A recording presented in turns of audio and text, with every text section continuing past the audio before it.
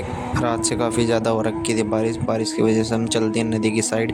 नदी की साइड हम जाकर देखा क्या, हमने नदी पर जाकर योगी ने करी थोड़ी मस्ती। ये जा रहा था नदी में अंदर घुसने के लिए, पानी काफ़ी ज़्यादा तेज आ रहा था। मैं घुस कर करी इनने थोड़ी मस्ती। मस्ती के चक्कर में ये फिर नाच कर दिखा रहा मुझे, ये अपनी कुछ ज़्यादा ही कलाकारी दिखा रहा था। ये देखो, ये बोल रहा मैं एक सांस खड़ा हो सकता हूँ नदी में। फिर इसने चप्पल से कही अकेल। फिर हमने सोचा गाड़ी से कर ले थोड़ी मस्ती। फिर हम गाड़ी से थोड़ा स्टैंड करने लगे। स्टैंड करते वक्त गाड़ी काफ़ी ज़्यादा रिपीट हो रही थी। एक बार तो हमारी गाड़ी गिर गई थी।